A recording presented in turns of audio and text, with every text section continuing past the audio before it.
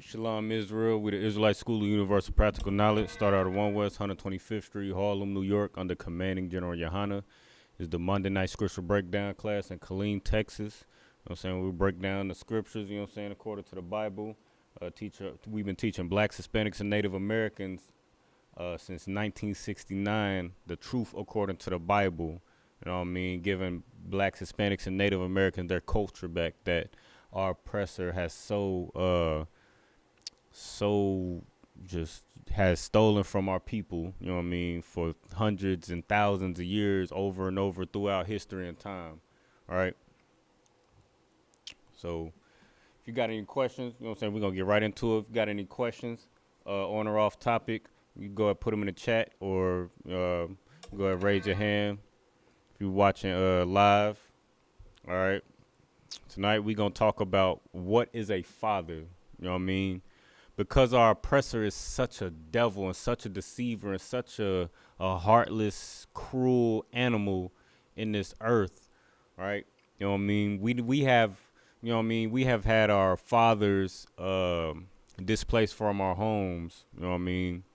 Taken, whether they went to prison or whether they were, whether they had their lives taken, whether, you know what I mean, certain circumstances has had, you know what I'm saying, our fathers removed out of our houses. You know what I mean? Maybe the parents couldn't get it. The father couldn't get along with the mother or couldn't, you know what I'm saying, for whatever reason, the mother kept the parent away from the child or the father away from the child or whatever the case is. There's a whole laundry list of reasons why we didn't have our fathers in our houses. Or, you know what I'm saying, maybe, you know what I'm saying, the LGBTQ community, you know what I'm saying, the father is a part of the LGBTQ community, so our sons and our daughters don't have a strong father image to look up to, you know what I mean? So because of that, we don't even understand what a father is and what it means to even be a father, you know what I mean? For our young black men, we don't even understand what it means to be a father, what it looks like to even be a father or have a father. And our daughters, you know what I mean, don't even understand what, you know what I'm saying, they don't understand what a father is as well, what it's like to have a father, what it's like to see a father, what it's like to, you know what I'm saying, have a father in the home, correcting the household, chastising the children, you know what I'm saying, protecting the home, you know what I'm saying, going out and being a man in the world, because, you know what I'm saying, a lot of times we don't even realize because we don't understand what a father is, you know what I mean. We expect the father to just be at home and, you know what I mean, just be sitting around just loving and kissing on everybody. And there's nothing wrong with that. But like a man is, you know what I'm saying, to be a father, you also have to go out and, you know what I'm saying, be a man, which is, you know what I'm saying, what we do in the Israelite School of Universal Practical Knowledge. We have to go out and be leaders in the world as well. Hey, we have to go out and teach our brothers and sisters how to, you know what I'm saying, we also have to be fathers to the fatherless, you know what I'm saying, to wrap it up in one phrase, right? So, but because of that, because our daughters also as well don't understand what it's like to have a father, you know what I mean, to have a strong man in the house, when it comes time for them to grow up and choose a, you know what I'm saying, choose a husband for themselves, first of all, they're choosing their husbands themselves, and that's something that your father should be involved in. And secondly, once they choose a husband, you know what I mean, they looking for the wrong things, right? And our mothers are looking for the wrong things in a father. So when that father, you know what I'm saying, when we actually do see a masculine man in a household or masculine man in the in you know what I'm saying, in the society or in the community, we don't understand how to take it. We think it's toxic, right? They like to say scream toxic masculinity, when all we doing is just standing on what it is to be a man. You know what I mean? And that goes all the way back to these scriptures, man. Like the Most High taught us how to be men according to the Bible. And as a man, you should pattern yourselves after the Most High. And we're going to get into why, right? Real quick, we don't get Salakia. We're gonna get Salakia. Bear with me. We're gonna get Hebrews real quick. We're gonna get Hebrews, the 12th chapter, And this is going to be the blueprint, right? This is going to knock all of, you know what I mean, the guesswork off of what it's like to be a father, or what a father looks like, what a man looks like. You know what I mean? This is going to knock all the guesswork up off of that, so that we can understand, first of all, what a man is supposed to, the role a man and a husband and a father is supposed to play in his household. And secondly, you know what I mean, what we seriously are lacking, and what is the, you know what I'm saying, how our households and how our societies have fallen to this low state that we in today. All right, so this is Hebrews chapter 12, starting at verse 5. All right. And ye have forgotten the exhortation which speaketh unto you as unto children. My son, despise not thou the chastening of the Lord, nor faint when thou art rebuked of him. See, the Most High is a father to us. You know what I mean? He was, you know what I'm saying, since creation, since he formed man on the earth, since he formed the fowls of the air and the beasts of the field and the trees and all of that, he was a father to us. You know what I mean? And your Christian church, you know what I'm saying, we've forgotten what a father really is, and we've forgotten the type of father that the Most High is to us, because your Christian church, your Christian pastor, and these Christian Israelite groups, you know what I mean, they've effeminized the Most High, and they've effeminized Christ, who is, you know what I'm saying, who patterned his behavior after, you know what I'm saying, the Most High's demeanor, after the Spirit of the Lord, right?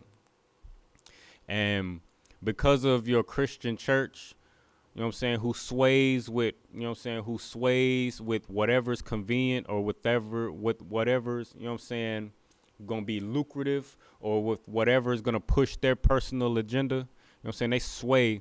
So if, you know what I'm saying, if society wants LGBTQ community to thrive, they're going to sway towards LGBTQ lifestyle, because that's what society wants. If society wants Hamite as a president, then we're going to sway our Black, Hispanic, and Native American brothers and sisters to flood the voting booths to vote some heathen into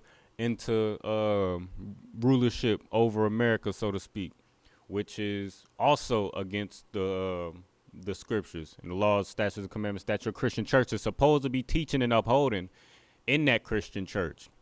But they like a leaf in the wind, where they just sway one way and then they just sway another way, and whatever's convenient, that's where they're going to. But a father's not like that. Father's not like that. A father is going to stand on what the Most High said from the beginning. And that's what the Most High is all about, man. He is a father to us. It says, despise not thou the chastening of the Lord, nor faint when thou art rebuked of him.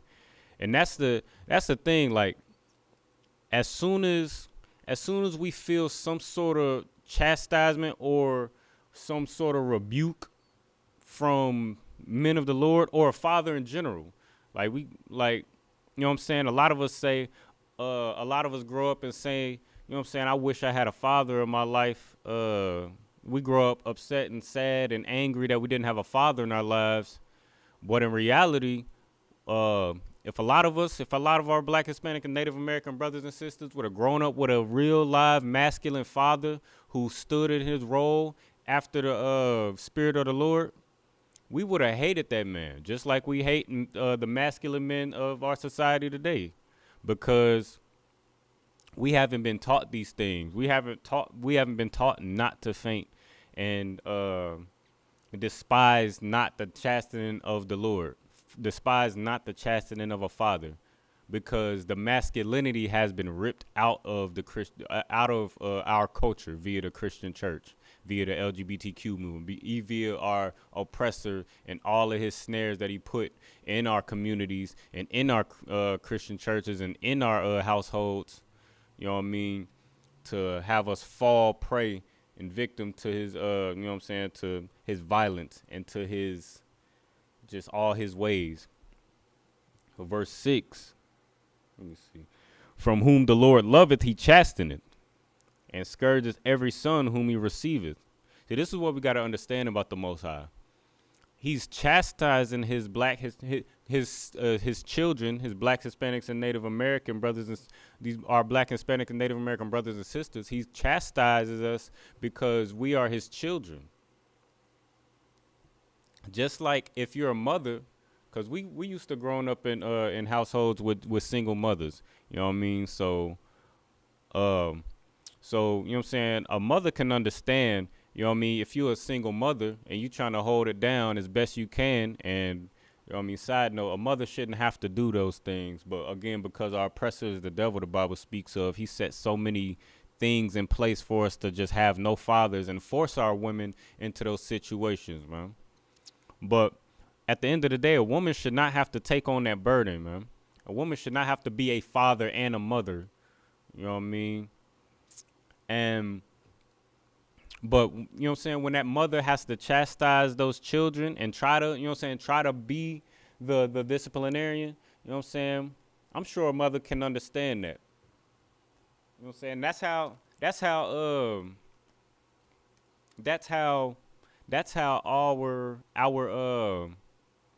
the Most High is with us.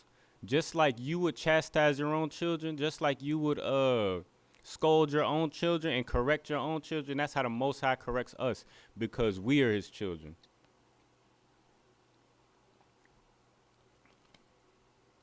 You know what I mean?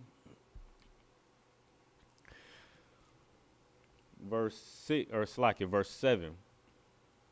I'm going to go back to verse 6. For whom the Lord loveth, he chasteneth, and scourgeth every son whom he receiveth. See, if you were to be a child of the Most High God, if you, like everybody in the Christian church, and that's the crazy part, like everybody in the Christian church, they a child of God, and they this, that, and the third, and they just, the Lord just love them, and they just, but, you know what I'm saying, you tell them that, okay, you're a child of God, then you can't be a LGBTQ member. They are going to be angry with you, but in reality, they're angry with the Most High, because the Most High is the one who said it. You know what I mean? Same with, you know what I'm saying, everybody a child of God, and no matter what, you know what I'm saying, the Lord still love me in that Christian church and them Christian Israelite groups. And he say, all right, you a child of God. All right, put down that blunt. Get off that OnlyFans. Get off that stripper pole. You know what I mean? Put some clothes on your behind, my sisters. And, you know what I'm saying, again, if you tell any sister to put some clothes on her behind, no matter how delicate or firm you say it, you know what I'm saying, she going to be highly offended in today's society. Right? So those things can't coexist. You can't call yourself a child of the Most High. You can't call yourself spiritual. You can't call yourself all these things, relating yourself to the Most High, to a higher power, because he's the only true living God. But everybody, you know what I'm saying, even if you don't believe in the Bible, even if you don't subscribe to the, you know what I'm saying, the Bible because of Christianity, everybody believes in a higher power, and there's only one true living God. There's only one higher power, and that's the Most High. Right? Yahweh in the Hebrew. But everybody want to attach themselves to some higher power and call themselves spiritual. Well, if you can't endure chastening, if you can't be corrected, if you can't take a checking, my brothers, you know what I mean?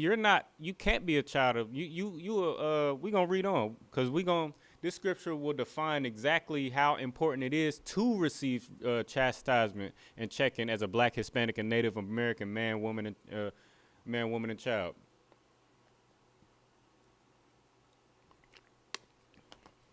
I'm going to go ahead and read on. Verse 7. If ye endure chastening, God dealeth with you as with sons. Right? So that's what we were just talking about. If the Most High is chastising you, then he deals with you as with son. Just like your mother chastises you in that single parent household, just like your father would chastise you if he was there in that household with you. You know what I'm saying? If it wasn't for all these snares and devices that your oppressor uses against the black, Hispanic, and Native American household. If he was there in that household, he would absolutely chastise you and check you. And this is why. For what son is he whom the father chasteneth not? So if your father in your household don't chastise you, then what son are you to him? What does that mean? What does that mean? You can't be regarded as a son and at any regard. You can't be regarded as a daughter at any regard if your father doesn't correct you, because that's his role in that household. He is to protect that household, and he's to guide that household. The wives too. You know what I mean? If you a wife, that father or that husband that you have in that household, the father of your children, he is there to guide you and protect you as well. Right? And that means when our wives step out of line, we got to chastise you as well. Or what does that mean to you? That means we don't care about that. If a husband that doesn't chastise and correct their wife, then they don't give a damn about their wife. So just like, you know what I'm saying, that father would correct the household, correct the children. If that father loves that wife, those children, those daughters and sons, he's gonna correct them. He's gonna correct them, man. And that's what real love is. That's what a real father would do, in any capacity. For what son is he whom the father chasteneth not? Verse 8, but if ye be without chastisement, whereof all are partakers, then ye are bastards and not sons.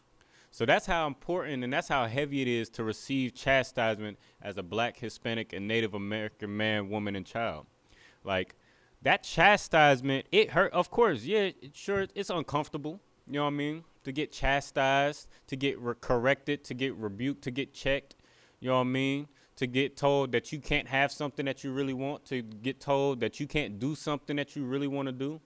Of course, that's uncomfortable. Of course, that might, you know what I'm saying, it's not going to always feel good.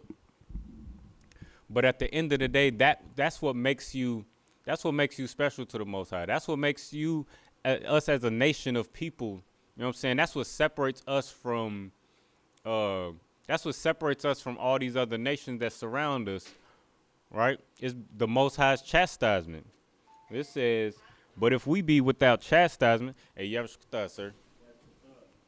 If we be without chastisement, whereof all are partakers, then we are bastards.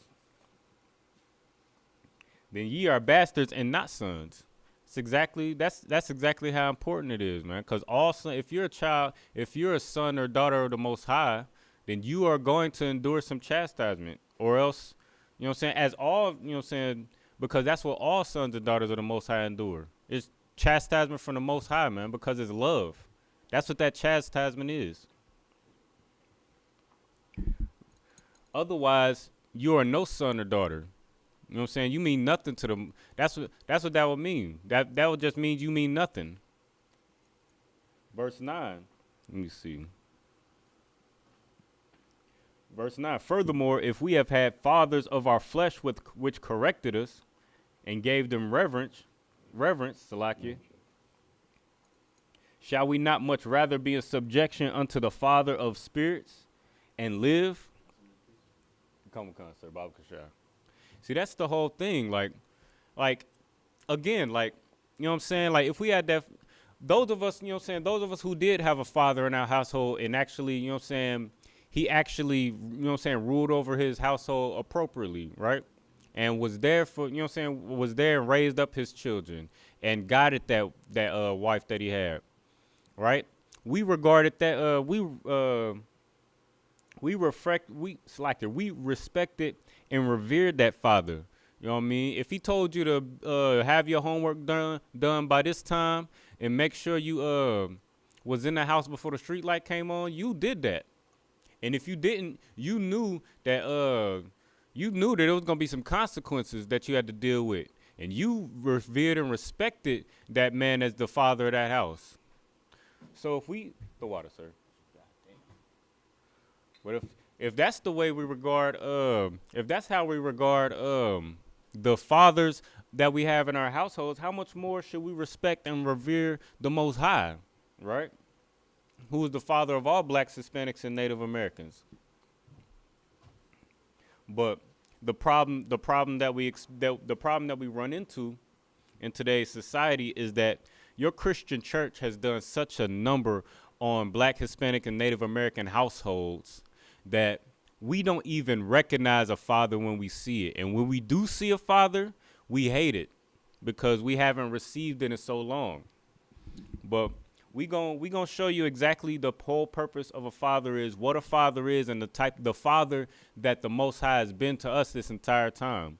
So we look at fatherhood and chastisement and punishment for when we do wrong. You know what I mean? We look at that as hate. We look at that as you know what I mean? We look at that as such a terrible thing. Like when we talk to brothers and sisters about whether they believe in the Most High or not, you know what I mean? If they do believe in the Most High, it's like they really believe in themselves. They're spiritual. It's like, oh, I believe in a higher power. I believe there's a God out there, but they don't believe in the Bible, or they don't believe in, you know what I mean? They're spiritual. They believe the Lord is, that God is within you, right? Which is true, but not in the way that they believe it, right? Or they think that, you know what I'm saying, any deity that you worship, any of these false idols that you worship, whether you're Buddhist, Muslim, Hindu, or whatever the case may be, then all of those things is path to God. That's what we believe.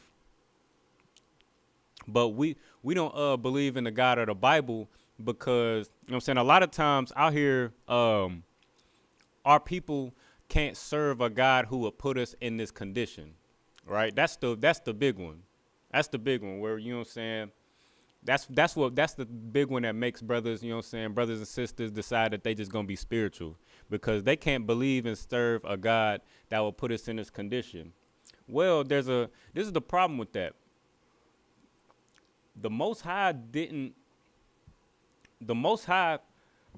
told us, as a matter of fact, let's go ahead and get it real quick. Let's go to Deuteronomy chapter 28 right quick. Just so we could lay it down real quick. But the thing about that is the Most High didn't just decide that he's going, you know what I'm saying, that we just going to go into slavery and we just going to go into captivity and just, you know what I'm saying, and we just not going to understand why. And just, you know what I'm saying, this is just for you know what I'm saying, just for the Most High's amusement. But he gave us instructions. He gave us very clear instructions on, you know what I'm saying, what to do, how to move as a nation of people, what would happen if we moved the way that he told us to move, and what would happen if we moved in opposition to where he told us to move. This is Deuteronomy chapter 28 and verse 1. Come the water, sir. Deuteronomy chapter 28, verse 1. And it shall come to pass, if thou shalt hearken diligently unto the voice of the Lord thy God, to observe and to do all his commandments, which I command thee this day, that the Lord thy God will set thee on high above all the nations of the earth. Yeah, this is what the Most High told us from the beginning. He told us that if we follow his laws, statutes, and commandments, observe and do them, then we will be set on high above all nations of the earth. See, and that's the thing. Like, we all believe, especially as Judites, but as Black, Hispanics, and Native Americans, you know what I mean, we love to say, like, oh yeah, we like to call ourselves kings and gods, and we was rulers and all of that, right? But you know what I'm saying, this with that being said, you know what I mean, like that comes, you know what I'm saying, us being rulers, you know what I'm saying, the Most High did intend for us to be rulers, but that comes with stipulations, just like a father would. You know what I mean? A father wouldn't just, you know what I'm saying, he wouldn't just give you the you know what I'm saying, the authority over a business that he done built from the ground up, or the authority over his household, or the authority over this, that, and the third, without giving you stipulations and guidelines for you to follow, so that when you have the opportunity to rule in his place, then that you don't, you know what I'm saying, you don't tear down everything that he built up. And that's how your carnal father on this earth would deal with you. So just as your carnal father would deal with you in that way, then that's the same regard that the Most High has for you, man. Because we are, you know what I'm saying, that's the spirit of the Lord to chastise and set rules and guidelines for your family. And that's what the Most High told. He didn't give you a choice. You know what I'm saying? He gave you rules to follow. You had something you wanted to add, sir? God, yeah, I was just going to say, and this is such a basic understanding of God that so many Christians don't understand. They want to make God a sissy or some sort of, or a rube, somebody easily fooled and tricked and stolen from. When God is just like you, man, he's a lot like you in the regard that when he asks for something, he wants it, and if you don't give it to him, he won't give anything to you. Why does God have to answer your prayers when you won't do anything he asks of you? Right. You know what I'm saying? Right. Come with con, sir. And that's so heavy. Like, that's just so heavy because we understand, just like you just said, we understand that very well. Like, if somebody's treating us, you know what I'm saying, somebody's not following our instructions, or somebody's treating us, just in general, just treating us poorly, and they don't respect us, then we're gonna, you know what I'm saying, we're gonna distance ourselves from them. We're not gonna, you know what I'm saying, we're not gonna deal with them like that on that level. Right. But, you know what I'm saying, for some reason, the Most High, who created the heavens and the earth and everything that you see on this earth, every living creature on this earth that you see today, for some reason he's regarded as a genie. And like, it's just so crazy that concept is just so far-fetched to understand. Let's go ahead and get verse 15 real quick. Deuteronomy chapter 28, verse 15. But it shall come to pass, if thou wilt not hearken unto the voice of the Lord thy God, to observe, to do all his commandments and his statutes, which I command thee this day, that all these curses shall come upon thee and overtake thee. See, that's the thing right there. Like, the Most High said that if we follow his law, statutes, and commandments, not follow him with your heart, not love him oh so dearly to where you crying and singing about him on a pulpit. He said, if you observe and do his commandments, that he will set you on high above all nations. But if you don't follow his law, statutes, and commandments and observe them and do them, then all these curses will come upon you. So now, Lord, hopefully you should understand a little bit better why we in this condition that we in today. It's not because we under some cruel power who just want to see, you know what I'm saying, who want to see us, you know what I'm saying, just suffer, right, on this earth. Or I heard this the other day, you know what I'm saying, the Most High don't intervene, right? I ain't heard that in a minute, but that's not, like, the Most High is a father who sets clear standards for his sons and his daughters. He said, if you follow these law, statutes, and commandments and keep them and do them, you'll be above all nations. And if you don't, you're going to be cursed. And, you know what I'm saying? And we're going to come back to a couple of these curses, but, like, you could see today, like, all the curses that we suffer under, why our communities is full of drugs, and why our communities is full of all these other nations who make money off of us and profit off of us, and at the same time oppress us. And, you know what I mean, we surrounded by our enemies on every time we look up on the news, and we getting our lives taken, or our children are getting abused at crazy rates, to the point where now it's not even you know what I mean, whereas a couple years ago we was marching in the streets and, you know what I mean, protesting. Now it's to the point where it's like we feel like it's out of our hands.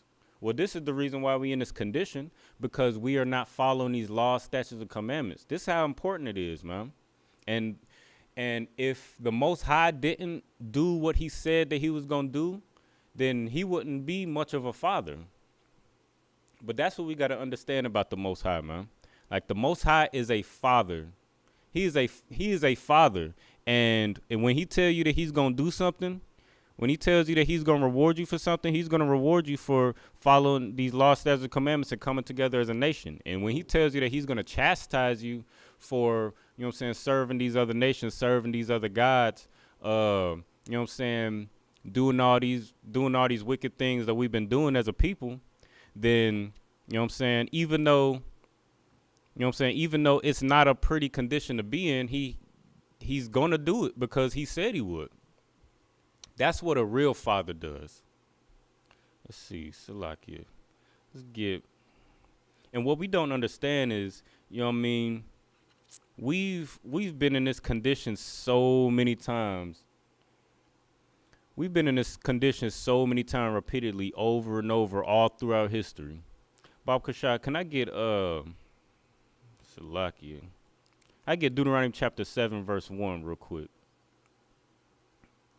Yeah. And it's just going to show you that, you know what I'm saying, it's just going to show you exactly, you know what I'm saying, how much of a father the Most High is to blacks, Hispanics, and Native Americans. And when he told us to keep these laws, statutes, and commandments, or else there will be, you know what I'm saying, there will be these consequences, then he meant it. Baba Kashah, when you got it, sir. Deuteronomy chapter 7, verse 1.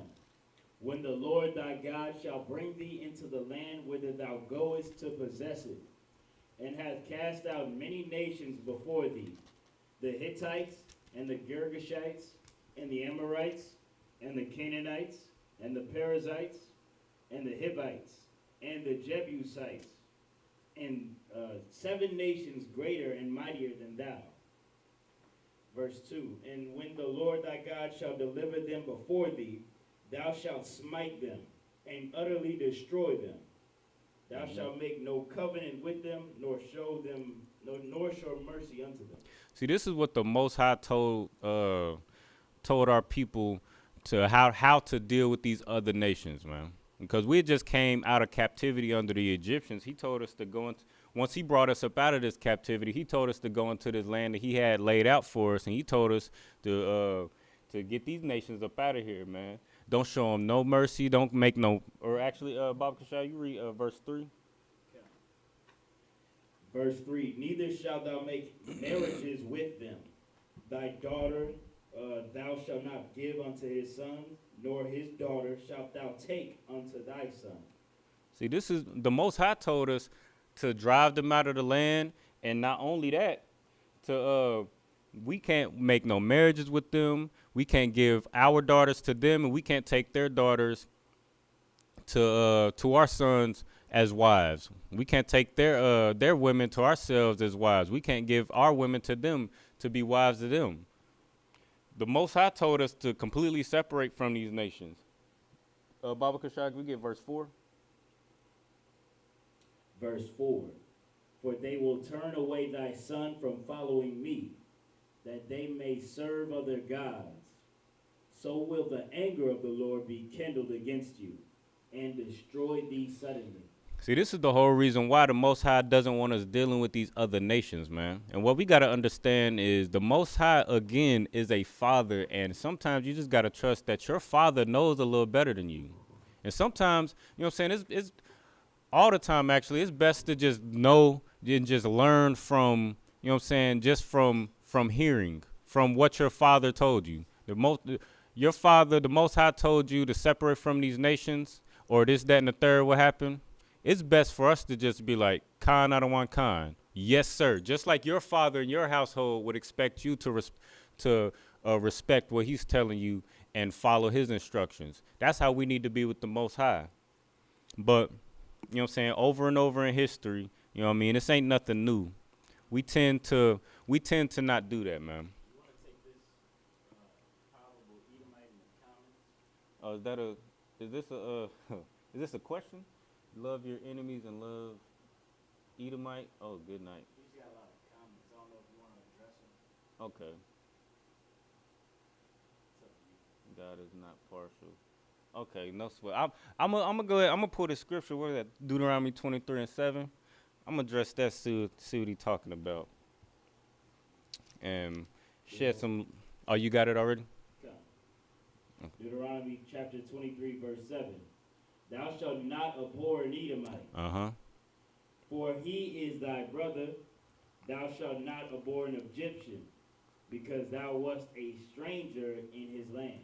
See, this is what is that? Faith help. You know what I'm saying?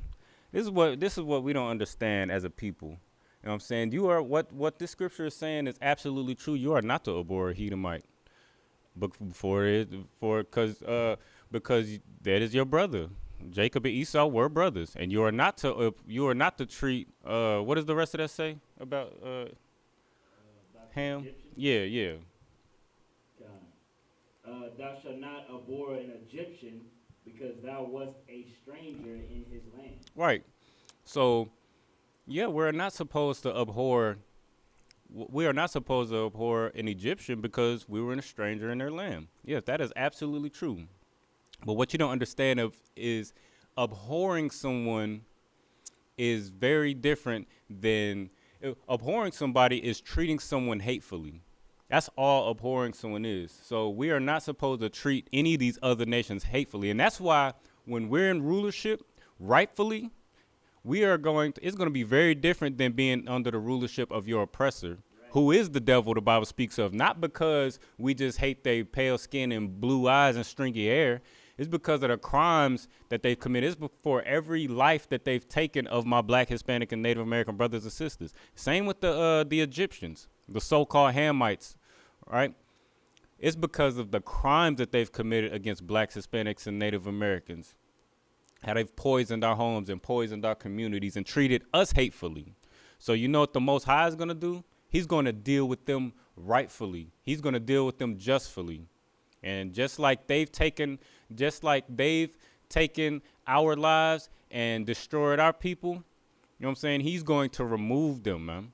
He's going to remove them for the way that they've dealt so wickedly with Blacks, Hispanics, and Native Americans. And that's justice according to the Bible. Sir. Yeah, if I could just tag, piggyback off of that, whatever you want to call it. Yeah, this verse doesn't say anything about loving them either. You know, and that's right. The thing that this faith help would love us to believe. This verse does not mean love them. It just means don't hate them. Don't enact your hatred upon them. You don't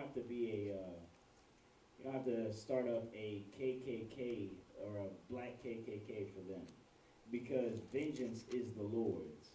I don't have to worry about my oppressor, because God said he will deal with them. God said that he will make it to where in the future there will be no more Edomites. Right. Do you understand that, Faith Help? Right. So, yeah, prophecy will be fulfilled, Faith Help. Damn right. That is a prophecy. Edomites won't exist. Read Obadiah. Damn right. Damn right. That's absolutely. I hope you got that out. You know what I'm saying? Because what the priest said is absolutely true, and but anyway, Salakia. I was gonna pull another scripture, but I don't think we need to spend too much time on that. But what the brother said was absolutely correct. Like as a matter of fact, what scripture is that? For the Obadiah chapter. Let's go ahead and read that real quick. Right, yeah, because this is Obadiah, verse 10. For thy violence against thy brother Jacob. Now, for your stringy hair, because we just so hateful. For thy violence against thy brother Jacob.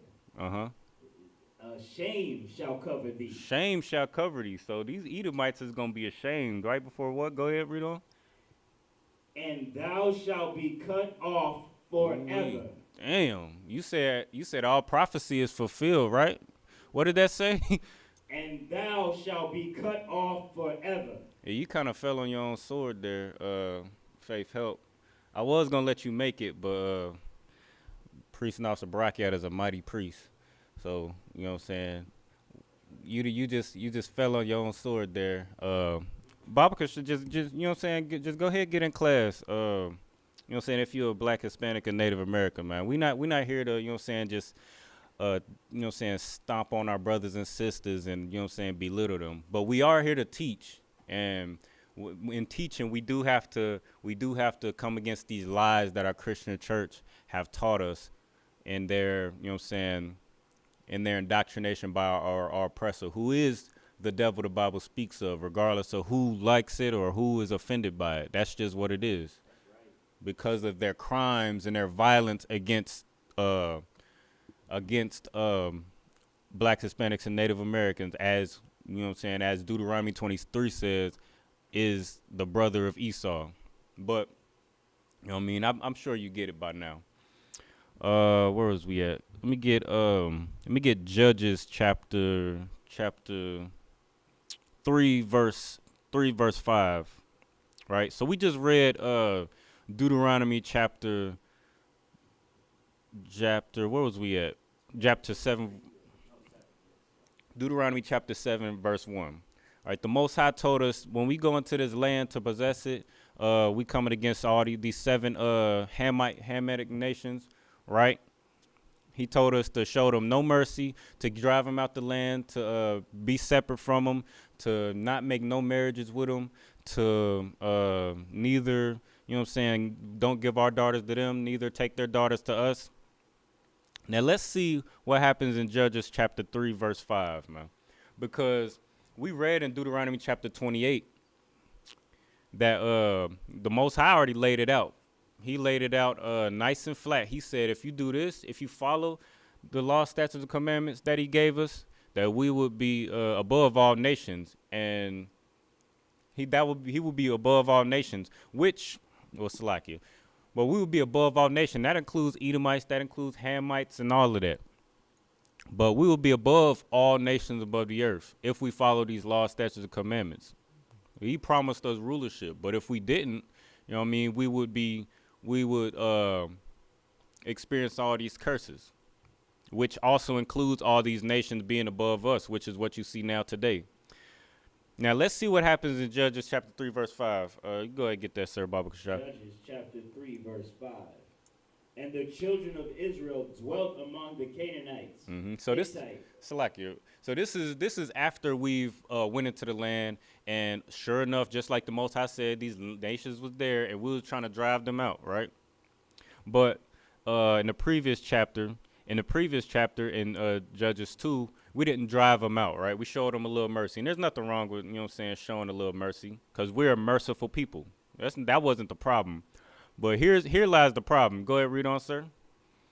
And the children of Israel dwelt among the Canaanites, Hittites, and Amorites, and Perizzites, and Hivites, and Jebusites. So these are all the nations that were mentioned in Deuteronomy chapter 7 that we were supposed to be completely separate from. Go ahead, read on. And they took their daughters to be their wives. They did what? And they took their daughters to be their wives. So here we go being hard-headed. The Most High said, do not do this. He's literally in Deuteronomy chapter 7. He said, don't do this. Go ahead, read on. And gave their daughters to their sons. So we intermingling. And the Most High said we are not to do this because it is good, right? The Most High told us not to get involved like that because it would drive us away from, it would turn us away from serving him. It would turn our hearts away. Go ahead, read on. Okay. And gave their daughters to their sons. And served their gods. And did what? And served their gods. So just like the Most High told us, if we intermingle with these people, if we don't get them out of there, if we don't drive them out, if we start intermarrying with them, the next thing that's going to happen is what? And serve their God. We end up serving their God. Now, if we're going to be in rulership, if we're going to be above all these nations and rule righteously, you know what I mean, unlike your oppressor, right? then we're supposed to influence them. We get up in them lands, you know what I'm saying? Again, it's not a problem that we serve, you know what I'm saying? It's nothing wrong with us showing them mercy. It's like it's showing mercy to these nations because we're a merciful people. But we're supposed to be an influence to them. You know what I mean? So if they're going to be around us, they're supposed to serve our God. They're supposed to, you know what I mean, serve our God, not the other way around. But because we did the opposite of what the Most High told us to do, exactly what he told us would happen, happened. Go ahead, read on. Okay. Verse 7. And the children of Israel did evil in the sight of the Lord, and forgat the Lord their God, and served Baalim and the groves. Verse 8. Therefore the anger of the Lord was hot against Israel, and he sold them into the hand of Shushan Rishtaim, king of Mesopotamia. And the children of Israel served Kirshan Rishtaim 8 years. And that's so crazy because, man, it's so crazy. Because that's precisely what happened, and that's exactly word for word what it says in Deuteronomy chapter 7. It says that if we start to make marriages with them, if we start to mingle with them, we don't drive them out, we don't separate from them, then we're going to start to serve their gods. And we're going to start to, and the Most High is going to be angry with us for serving their gods. And we're going to end up in the hands of these other nations. And that's exactly what happened. That's right. Where is it? Sold. Let me see. Salaki, and they were sold. The Bible says they were sold too. Not sold in like the Jewish people would have you believe. Not sold and nobody bought them. Sold and they were bought, but they were not redeemed or saved from their situation. Right. The Holocaust, nobody was sold. Nobody was sold and bought. The prophecies just don't fit. Right. Is the point. Right. Con. And that's like, it's just, that's exactly what the Most High said was. Good night. That was Salakia. That's exactly what the Most High said was going to happen. He said that we would fall into the hands of these other nations. He said that we would be sold and nobody will redeem us. That's exactly what he said would happen, and that's exactly what happened to us because of our disobedience. Because he is a father, he is a true father, and the Most High is in fact black, according to the Bible. That's right. Let's get right. You feel like, should we address it or lie? You good to go. It's your field day. It is scripture breakdown. So just for, yeah, that's crazy. Let's get Daniel chapter 7 real quick, Okay. if I'm not mistaken. Baba Kasha. Daniel chapter 7, verse 1. In the first year of Belshazzar, king of Babylon, Daniel had a dream and visions of his head upon his bed. Then he wrote the dream and told the sum of the matters. Is it 9? I'm trying to the description of the Most High, or that's in. It should be 7 and 10 and then 10 and something else. Okay, you come. Let me see.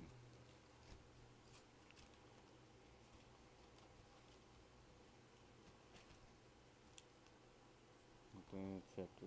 Yeah. Believe it's The description of God is 7 and 9. come. Verse 9. I beheld till the thrones were cast down, and the Ancient of Days did sit. Okay, so the Ancient of Days is talking about the Most High, because go ahead, read on. Okay. Whose garment was white as snow. Mm-hmm. So now this is describing the Most High in a vision that Daniel was having. All right, go ahead, read on. Okay. And the hair of his head was like pure wool, So it's the hair of his head was like pure wool. Now, if that's not enough for you, because the texture of black people's hair, so-called Judites, is woolly. You know what I'm saying? Go ahead, read on. Right. His throne was like the fiery flame, and his wheels as burning fire. So this is describing this. You getting a full description. You said That's really it on that. You gotta go like chapter 10 and 2 cons. That's the.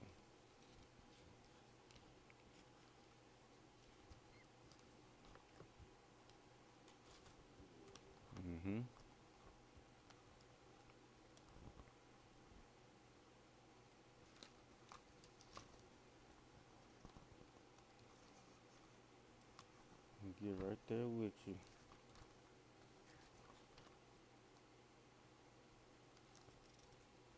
I got you. Daniel chapter 10, verse 5.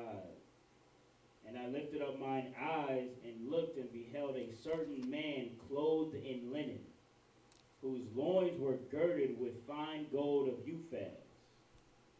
His body also like the beryl, and his face and his appearance of lightning, and his eyes as lamps of fire, and his arms and feet like in color to polished brass. That's definitely color in the Bible. And that definitely says in color to polished brass. Right there. It's right there. I mean, I don't know how much plainer it gotta get for you. I ain't seen no white brass. Yeah, I definitely ain't seen no white brass. Good night. But the Most High is black, Christ is black, the angels is black. You know what's crazy is he went from you gotta love Edomites being Caucasians. Then he went to, well, God ain't black. Yeah, that's crazy. Like, dang, we gotta love Edomites, but then there's so much hate for black God and a black Christ and black angels and prophets. I don't know. It sounds like the abhorring ain't being done by black Hispanics and Native Americans. It looks like you can clearly see that the abhorring is being done by your oppressor, which is the devil. You know what I mean? Which we tend to just love and just cling to because we are slaves in this country. We are slaves in this earth. We are slaves, and we love our slave master to the death. No matter how hard he steps on our neck, we tend to love our oppressor to where we will defend him tooth and nail, but we won't do a damn thing for our own people to uplift one another and gather together with one another. It's just the condition that we in, man. The Most High described it in the Bible.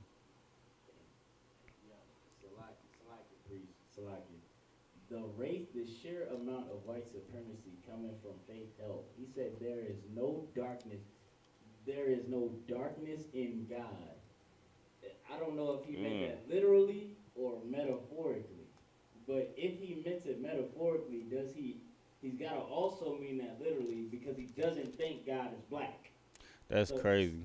So that means if you're black, you have darkness inside your soul inherently, in Faith Help's mind. Yikes. If you follow Faith Help and you're a black or a Hispanic, he automatically believes that you have an evil soul. That's what he just wrote. You know, and he says God dwells in light, referring to Caucasians. Caucasians are not white, they're pale. Light permeates deeper into their skin because of their lack of melanin. They're not white. Paper is white. Eggs are white. Caucasians are more translucent and red because their blood shows through their skin, man. This is crazy. He said, "You a slave because you don't know Christ." It's all right. It sounds like it sounds like it sounds like some what's it called, some black ops, some undercover purple operations. You know what I mean? But you know what I'm saying, the Bible it says it right there. It says it right there. It says Christ is black. It says the Most High is described as black. says the angels is black. It says our it says the Israelites, the prophets are black. I mean, all the Solomon, David, all of the. I mean, we can run it down, but it's just such an obvious fact. We would be wasting our time. You know what I'm saying? Just you know what I'm saying, wrestling with. You know what I'm saying? This is child's play. But moving on. I mean, but and this is the exact condition that the Most High Power, our Father, the Father of blacks, Hispanics, and Native Americans, told us that we will be in, that we will be under our oppressor, and we will be slaves to them. We would, Salaki, we would be under them. We would be underneath them if we didn't follow these laws, statutes, and commandments. And this is a prophecy this is what he told us would happen, and it's happening because as a good father, he chastises us. Let me get Amos chapter 2 verse 1, 3 verse 1, Salakia. Amos chapter 3 verse 1.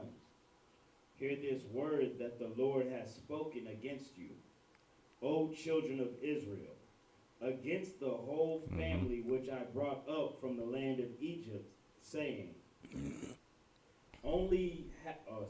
you only have I known of all the families of the earth. Therefore I will punish you for all your iniquities. See, this is the Most High. This is the Most High telling the Israel, you know what I'm saying, the nation of Israel, that he only deals with us as a nation. Therefore, he's going to punish us. Now, what nation of people has been in such a terrible condition for so long? Who in the world can you say suffers these curses that we gonna read in Deuteronomy chapter 28? You know what I mean? Who suffers those curses if not for blacks, Hispanics, and Native Americans? Right. Like, it's because the Most High is a father to us, and he said that we would go through these things, and he only deals with us, blacks, Hispanics, and Native Americans. Therefore, he's going to punish us for our iniquities. So when we disobey his commandments, then he's going to punish us. It's like you had something you wanted to bring out, sir? Okay, no sweat. But this is what real fatherhood is, man. Like, the Most High is going to chastise his children. He's going to, when he says that he's going to punish us, he absolutely does and has. And we see it, if we see it all through the scriptures, and we see it today. You know what I mean? In the condition that we in the condition that, you know what I'm saying, that we look over and at these our Hispanic brothers, you know what I'm saying, the so-called the Issacharites, the Asherites, you know what I'm saying, all our black, Hispanic, and Native American brothers and sisters go through in this country and all over the world, man. Our brothers in Jamaica, Trinidad, and, you know what I'm saying, all around the world, man. You see the condition that we in, man. And nobody shares this condition. Nobody shares and partakes in this punishment with blacks, Hispanics, and Native Americans, because the Most High is a father to us and no one else. Baba Kashai, let's go back to Deuteronomy 28. Baba Kashai, you mind handing me that clip, that dry erase board real quick, and a marker? And this is gonna show you exactly, you know what I mean, how the Father deals with us, man. Because the Most High, yeah. The water. But this is going to show you the exact condition of our people and why we're in this condition. As a matter of fact, let me see if I can put this on the screen. And also how unique this condition is to blacks, Hispanics, and Native Americans only. Bear with me one second.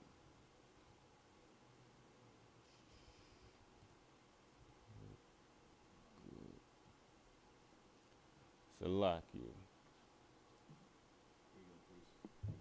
The water.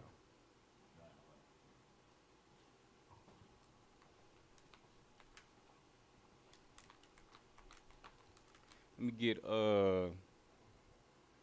verse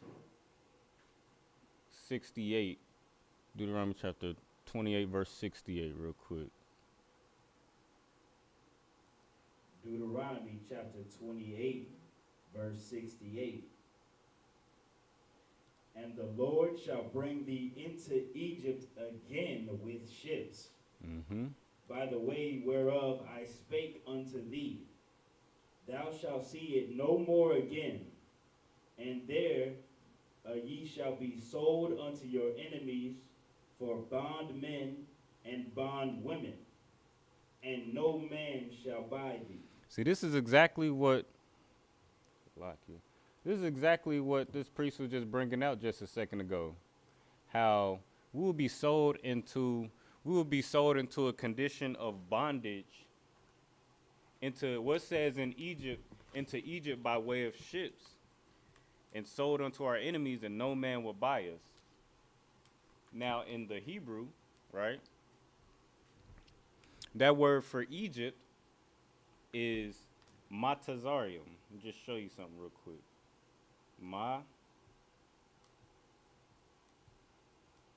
Matazarium, right? It's gonna look like this. All right. Let me see. It's gonna look like that.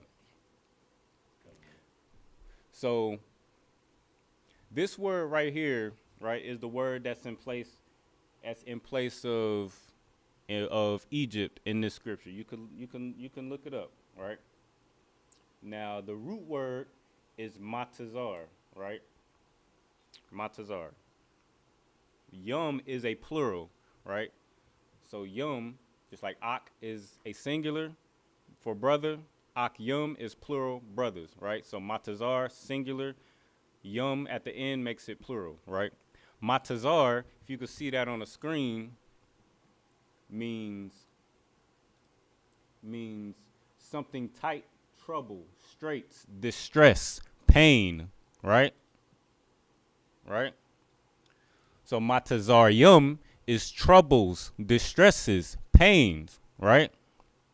So in this scripture, Deuteronomy chapter 28, verse 68, can you read that again, Baba Kasha, sir? Yeah. Deuteronomy 28 and 68. And the Lord shall bring thee into Egypt again with ships. So when it says the Lord shall bring us into Egypt again with ships, that word Egypt is synonymous with bondage, straits, distresses, pains, and suffering. What else does it say? Stress, distresses, straits, pains, troubles. Right? Have blacks, Hispanics, and Native Americans not been sold into distress, into slavery, into bondage, into troubles, into pain? And this is, go ahead, read on. God, by the way whereof I spake unto thee, thou shalt see it no more again, and there ye shall be sold unto your enemies for bondmen and bondwomen. So there it is right there. We're going to be sold as bondmen and bondwomen, right? And go ahead, read on. And no man shall buy you. And no man shall buy you. Just like the priest brought out earlier, no man shall buy you, meaning no man shall redeem you. Now, in our captivity in, you know what I'm saying, you name it, in any, you know what I'm saying, pick any black, Hispanic, and Native American, you know what I'm saying, nation, tribe, you know what I'm saying, pick any one of them. What nation has came, what nation or who has redeemed blacks, Hispanics, and Native Americans out of our captivity? You know what I mean? Who is, when our brothers and sisters go into cages or get, you know what I'm saying, stopped at the border and, you know what I'm saying, locked up at the border for crossing into land that used to be theirs, you know what I'm saying? Who's redeeming them? They're still in cages still to this day. You know what I mean? I don't know if you still know that. We still in cages to this day. Nobody came to redeem us. You know what I mean? We still in America. We still in bondage today, you know what I'm saying, under our oppressor to this day, where nobody redeems us. It's so heavy to the point.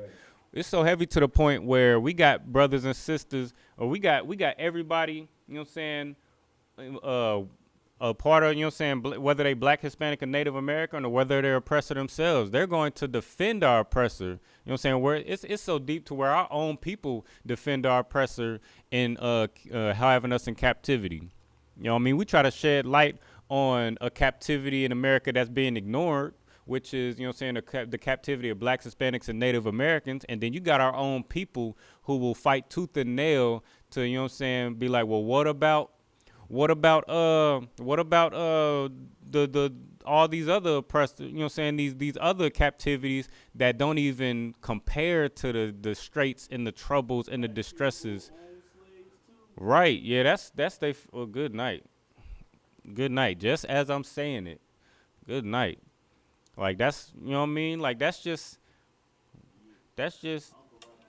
right. Like that's just as I'm saying it. You know what I mean? You got brothers, you know what I'm saying, or you know what I'm saying, heathen, you know what I mean? Whatever the case is. You got everybody in they you know what I'm saying, everybody and they mama want to defend and try to downplay the captivity of blacks, Hispanics, and Native Americans while also trying to you know what I'm saying, will gladly, you know what I'm saying, fight to, you know what I'm saying, fight to prove that your oppressor is equally oppressed as blacks, Hispanics, and Native Americans. Just this comment alone proves that we are the people of this Bible, man.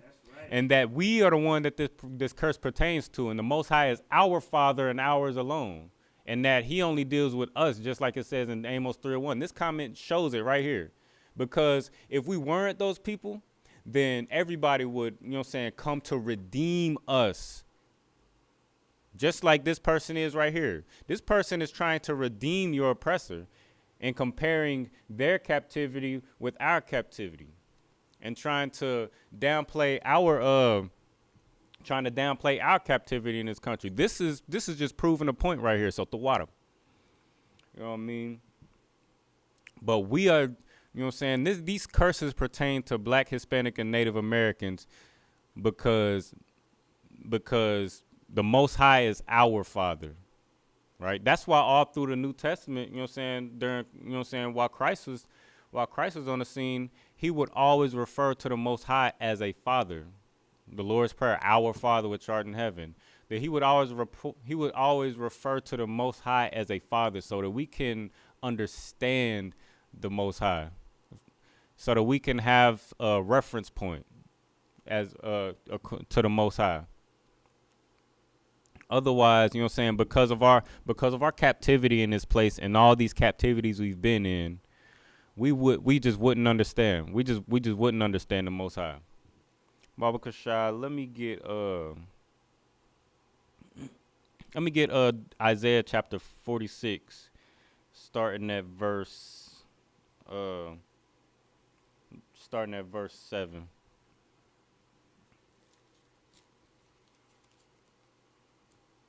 Isaiah chapter 46, verse 7. They bear him upon the shoulders. Mm-hmm. They carry him and set him in his place, and he standeth. From his place shall he not remove. So this is talking about your these false idols that we pick up along the way. Like we read in Judges. Like the Most High told us to separate from these other nations, not make marriages with them. And what do? We did just that. And then because we started intermarrying with them, because we didn't separate from them, we started to serve their gods and their false idols and believing, you know what I'm saying, and serving them. And at the end of it, we ended up being oppressed by them. Well, this is talking about another time where we were serving their gods. We were serving their false idols and revering them as if they were God. When there's only one true living God, the Most High that brought us out of the captivity of Egypt and is going to bring us the same way out of the captivity of America. But that's what we were doing. So go ahead, read on. Come. Yea, one shall cry unto him, yet can he not answer, or save him out of his trouble. See, this is what you got to understand about your oppressors, you know what I'm saying, your oppressors, blue-eyed, pale-skinned, blonde-haired Jesus. You know what I mean? That is an imposter. And, you know what I'm saying, as long as you believe that that's God, then you are serving your oppressors. You are serving the image of your oppressor, thus serving your oppressor. And that oppressor's God is a false idol, and it cannot hear you. Neither can it save you. Neither can it remove from its place and save you. Go ahead, read on. Come. Verse 8. Remember this, and show yourselves men. So when you serve these false idols, when you call yourself a Buddhist, and that doesn't change your predicament, and when you turn to be a Hindu, and you end up oppressed by that nation of people, when you turn to be a Christian and you end up being oppressed by the Christian, when you turn to be a Muslim and you end up being second-class citizens to the Muslims, and you turn to Kemet and you end up second-class citizens to the Hamites, to the so-called Africans. Remember how you prayed to those gods and all you got was oppression in return.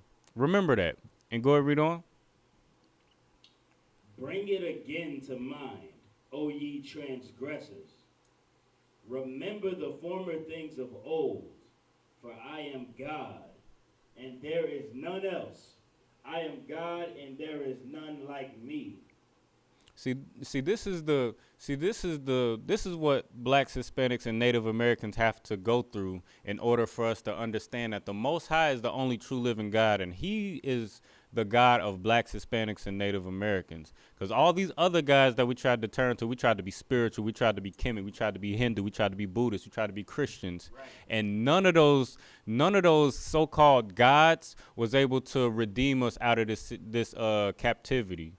Because the scriptures say that we will be redeemed out of this captivity by His hand, and it would be so famous that nobody would remember the Most High for what He did in Egypt, but He's gonna remember how He saved us how He brought us out of the land in the north, and that's what He told us, that because we're His children and He's our Father, man. But for us to understand that He's our Father, we have to remember these things. How we called on those other gods, and they were proven to be not real. They were proven to be just another image that your oppressors use to beguile you into serving them. All right? Come on, sir. Yeah, if I could, you know what I'm saying, what you're bringing out is so heavy. We as a nation have picked so many other gods than the one that the Bible talks about, man. We picked Buddha, Krishna,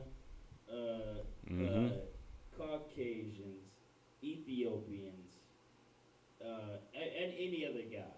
You know what I'm saying? But it has done us no good, and that's what this precept is bringing out. I would have to say to the sisters who believe in their horoscopes, did that horoscope get you your husband? A lot of our people don't even want to get out of captivity. They just want a good and decent man or woman, Right. Or to get out of poverty, abject poverty. Did your horoscope do that? Did your horoscope get you to that right stock option? Did it find you a good man? Did your chakras align with the celestial bodies to find the perfect match like you thought it would? Right. It did not. It didn't, man. You chose wrong. You picked another God. You followed the wrong formula, and you just need to come back home. If you're a black or Hispanic or Native, that will work for anybody else who isn't black, Hispanic, or Native American Indian. But it will not work for you because God said it will not. Right. That's why it doesn't work for you. That's why it will never work for you. You could try everything else outside of this book and fail. But until you come back to this and stick with it and stay by it, you won't get anywhere else in life or in your afterlife. You know what I mean? Right. You're absolutely correct. Get out of hand. And that's exactly what the Most High is trying to tell His children, blacks, Hispanics, and Native Americans, man. If you follow these laws, statutes, and commandments, then you won't see captivity. You won't see bondage. But if you don't, then He's going to have to do exactly what He said that He was going to do, which was, let's get Romans chapter 1, verse 28. he's going to do exactly what he said that he was going to do, which is you are going to experience all these curses that you see in Deuteronomy chapter 28. Romans chapter 1, verse 28. And even as they did not like to retain God in their knowledge, God gave them over to a reprobate mind to do those things which are not convenient. And this is another thing that you got to understand about being a father. Like sometimes, like, and this goes to show that the Most High is an excellent father to blacks, Hispanics, and Native Americans, because it gets to a point where, you know what I'm saying, as you already know, like we read in Salakia, I forget where we was at, but it said that you know what I'm saying, we have fathers of the flesh who we revered and respected, right? And how much more should we respect the Most High? Like the Most High to give us a frame of mind so that we can understand where the Most High is coming from, so to speak. Like, just think about your own father and you yourself as a father, because many of us are fathers. Like, what would you do? You know what I'm saying? If you were a father and your children were so disobedient, and you got this you got this child who think they grown, you know what I mean? They 18, they starting to feel themselves, 19, 20, and they starting to feel themselves. They don't want to obey your father. They don't want to obey their father. So they making all these they making all these crazy decisions and being disobedient and being reckless in this world. Well, as any good father would, you would have to just let that child, you know what I'm saying? You're not going to wrestle with that child and try to make them do what they supposed to do. It's lucky. It comes to a point where you just got to, you know what I mean, just let that child just learn for themselves, man. Learn from experience. You know, the Most High gave us these laws, statutes, and commandments and told us exactly what would happen, so we wouldn't have to learn by experience. We would just learn from obedience, learn from the Most High telling us to do this thing, and then we do it, and we don't have to experience curses. But sometimes you just gotta let, you know what I'm saying, just let them experience what it's like. Just like actually, here's some on that scripture that Romans 28.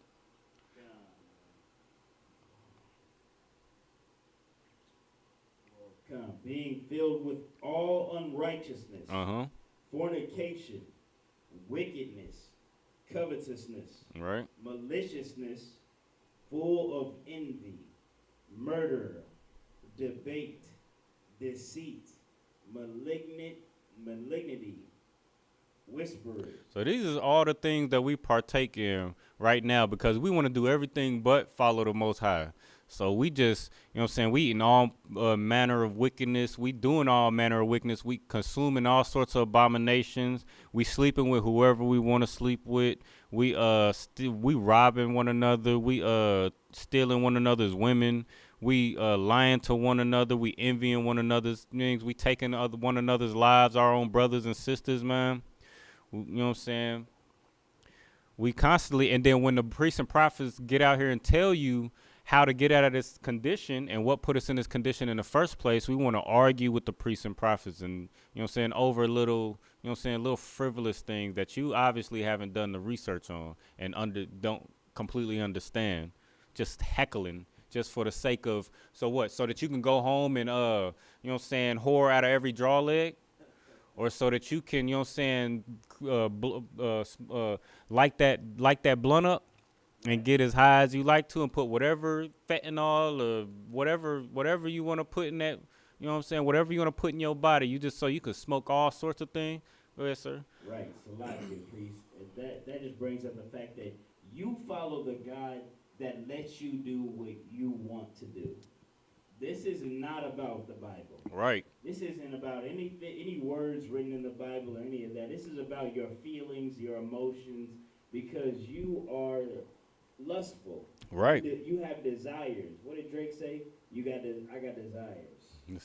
She got desires. So she's not settling. And that's what you won't rest with what someone else better than you, has determined is best for you. And that's why you will be tormented. That's why we are tormented here in this place, man. Right. Blacks, Hispanics, and natives cannot lean on their own understanding. They must follow their God. Otherwise, everyone else will take advantage of us. Right. So like No, con, sir. Now, what you saying is heavy, and it's just like that's exactly what we've been breaking down all night. Like what we gotta do, is just, you know what I'm saying. The Lord wants obedience at the end of the day. He wants obedience from His children, man, and He wants us to come back to Him and be good sons. And sometimes it takes for you to experience hell. You know what I'm saying. The Most High never intended for us to experience hell before we just obey Him. But, you know what I'm saying, for a lot of us, for most of us, we just got to experience that hell before we realize just how true what the Most High is saying really is. Let me get Luke chapter 15, verse 11. It's going to be the last one, unless there's any questions or comments or questions. I'm not entertaining no more silly comments that troopers can cut you on. Right, I damn near thought that was that reminded me of Hebrew Academy, how scripted them heckling comments were. Yeah, that's crazy. Yes, Luke chapter 15, verse 1. Then drew near unto him all the publicans and sinners to hear him. Oh, so like your verse 11. Oh, So like that's on Luke me. chapter 15, verse 11. And he said, a certain man had 2 sons, Mm-hmm. and the younger of them said to his father, Father, give me the portion of goods that faileth to me, so like it falleth to me. And he divided unto them his living. All right, so this is a parable that Christ is using to describe blacks, Hispanics, and Native Americans, particularly the Northern Kingdom and the Southern Kingdom, right? And he's saying that there's a father, or there's the son, the youngest son, had went to his father and asked for his inheritance. And let's see what he does with that inheritance. Go ahead, read on, Baba Kasha. God, verse 13. And not many days after the younger son gathered all together and took his journey into a far country, and there wasted his substance with riotous living. So he went out into this country, this foreign country, and wasted his inheritance by living riotous, by living out all his lust and all his desires, and just squandering his whole inheritance. You know what I'm saying? Just out here, just acting crazy in these streets, right? And this happened quick. Like this happened, Ace. And this is how we are. You know what I'm saying? As Blacks, Hispanics, and Native Americans. Like as soon as we get the chance, you know what I'm saying? Our sisters want to jump out and have a hot girl summer, and we, you know what I'm saying? We as brothers, we just so dumb. We out here just jumping right on that tail, and that hot tail, and catching all that hotness, and just out here, just, you know what I'm saying? We just.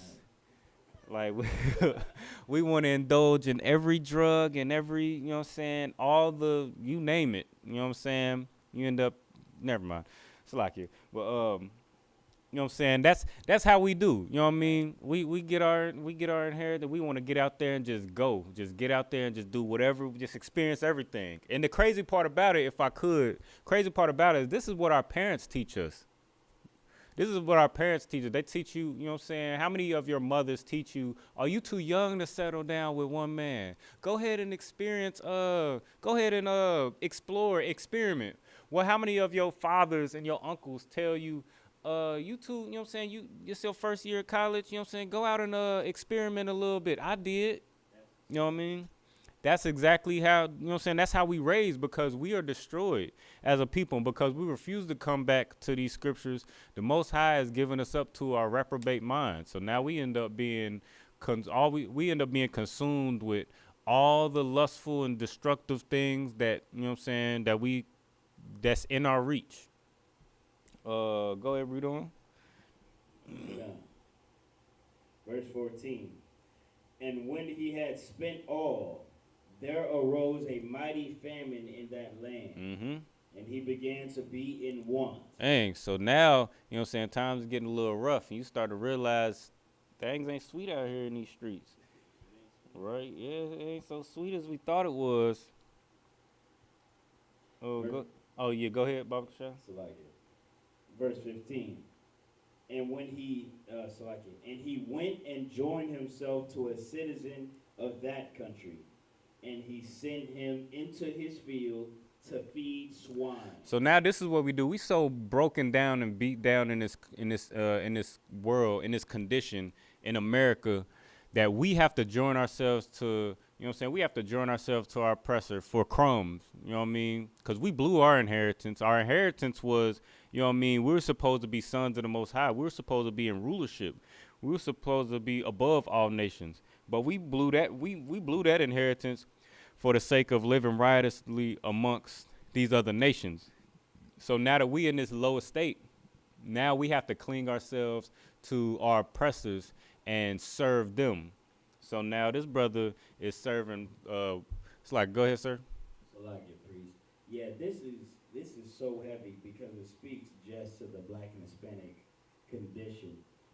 If we get some, 9 times out of 10, we get the bread, we spend it on riotous living. We going out and partying, buy a $300 bottle at the club and pour it out. It's now, it's sweet, but it ain't that sweet. I'm not Bill Gates in this joint. Yeah, we aren't prepared to really understand the life that we're getting into. And soon as that PPP money run out, soon as that the sweet times go away, we are down and out, and we lose track of ourselves. But really, if we would have just not tried to cash everything out, which is what we do with these nations, we try to forget the stability of the Lord, the stability in His laws, His statutes, His commandments, the stability in not going out and marrying another nation, not going out and eating, living riotously, things like that.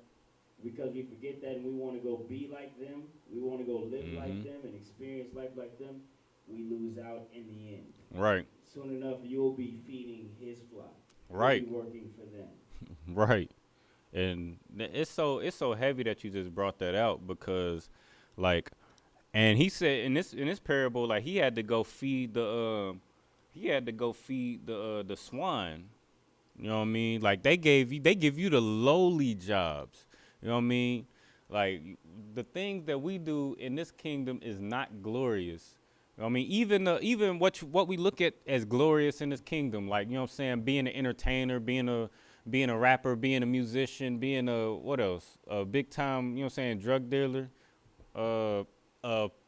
athlete, all those things that we look at to be glorious and you know what I'm saying, fame and just glory and glitz and glamour and all of that is really lowly jobs. Like, you are an entertainer. You are like the what is that joint called with the village? You the village idiot, so to speak. You know what I'm saying? You are the court jester, where you just, whenever the king is bored, whenever your oppressor is bored with you or is bored, you know what I'm saying, in his kingdom, he sends for you to entertain him. And now you have to get on stages until you're 89 years old trying to entertain your oppressor. You got to get on in an arena at, you know what I'm saying, 30, 40, 50 years old and, you know what I'm saying, get concussions and break your limbs and, you know what I mean, lose time with your family. You know what I'm saying? Because you're trying to be the best entertainer possible, man. That's a lowly job, man. We are not meant to be entertainers. And then on top of that, like, they pay you what looks like a amazing wage, but for the work that you got to put, but they pay you like for LeBron James, for an example, because he makes a decent amount of money. He makes a decent amount of money. I think it's up to like what 40 million a year. You're the inner or the heads of the NBA are making trillions. They're making money that we can't even fathom. Like, we can't even fathom trillions of dollars. Most of us can't even fathom having 100,000. in our possession all at once. But they're making money that you can't even fathom having. You know what I'm saying? Living lifestyles that you can't even fathom. Meanwhile, you're breaking you're wearing your body down trying to entertain. You know what I mean? And most of us don't even make it. Everybody want to be a rapper and an entertainer and a basketball player and you know what I'm saying, in the NFL.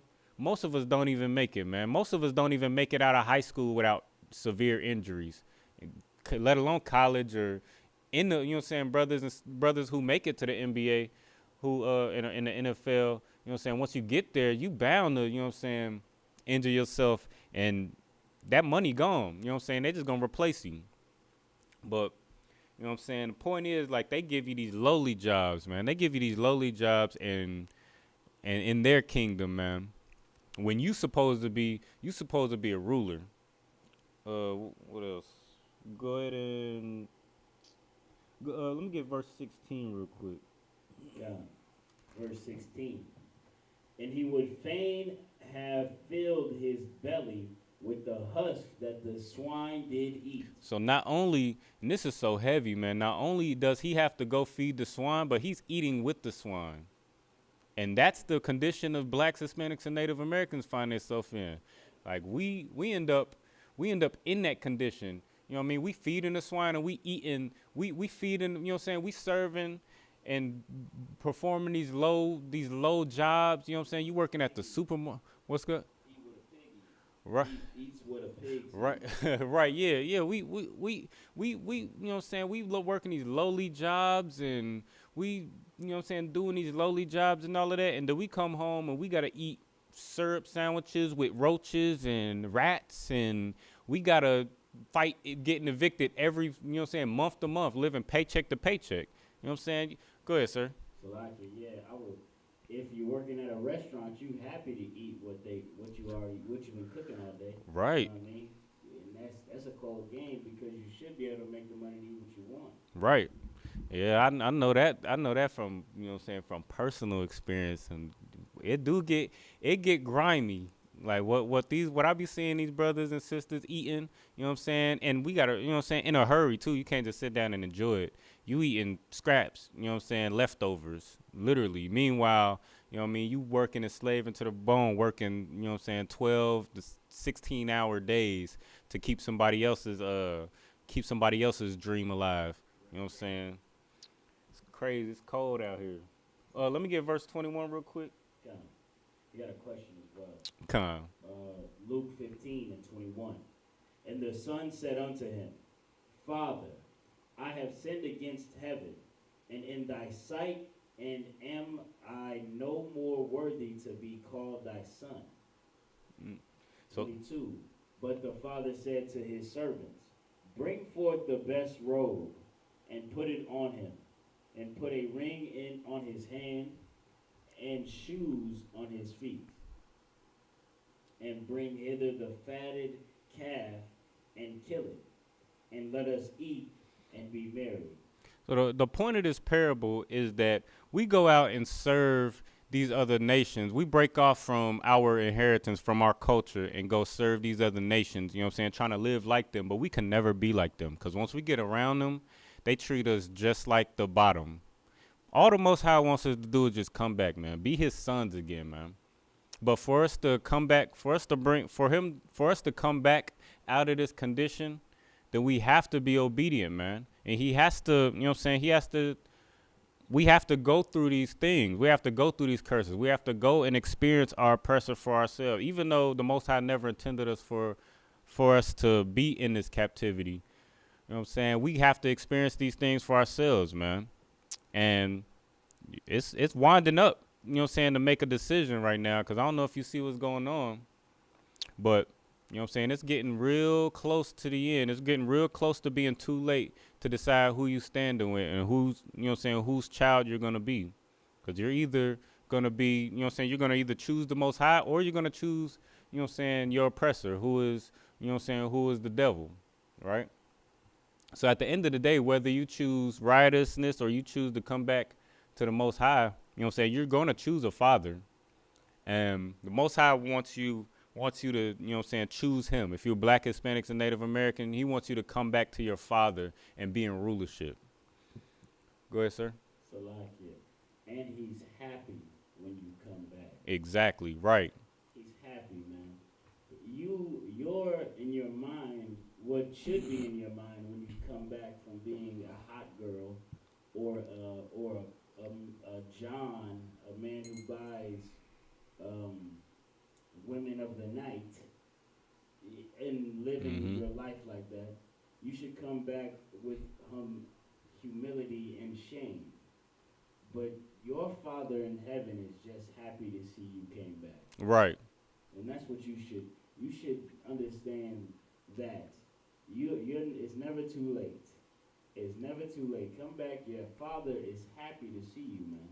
He's waiting for you before it's too late. There will be a time when the door is shut and you can no longer come back in. Mm-hmm. I would hate to see that for my brothers. I would hate to see it for, any man, myself, my brothers, any of that. Myself, you need to come back in. Our Father is waiting for us. That's all I got. Salam. All right, now, damn right. Now, real talk. And that's the whole point of tonight's class, man. Like, just like, you know what I'm saying, just like you will want your children to obey you, you know what I'm saying, just how, that's exactly how the Most High wants us to obey him. And just like it grieves you, you know what I'm saying, to have to chastise and, you know what I'm saying, chastise your household, chastise your children, chastise even, you know what I'm saying, your wife, if you a brother and you got a rib. It's just like it grieves us to, you know what I'm saying, have to do the chastising. It grieves the Most High to have to, you know what I'm saying, see us in this condition when he laid out the blueprint from the beginning. Right. All right, man. The Most High wants us to be his sons again. Let's see what this question is real quick. Lockie, can I get a breakdown of Proverbs chapter 15, verses 1 through 10? Is there a specific question that you have about this? It's a lot of, we already an hour over the time. Let's see.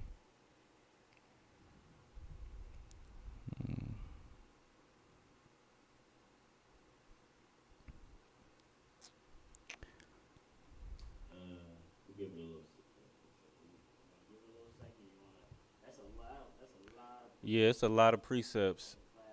Yeah. Because of the time, we might have to get you next week, sis. But yeah, just want a general breakdown. Okay, no sweat. Yeah, all 10 verses is kind of a lot for the you know what I'm saying, we already an hour over. But keep your, you know what I'm saying, keep it in your notes and put it in the chat. Either, you know what I mean, either next week, or you could wait until this Thursday, get in class early with General Muhammad and put it in the chat then. But with that, we're gonna go ahead and say I Majum. You need to stand. We'll give a courtesy salute to the brothers. In Visual Majum Shabbat, I Majum, Barak, Yahal Bashim Yahal Shah Brakatah, Yajimatah. Sorry, we're gonna give a courtesy salute to the sisters.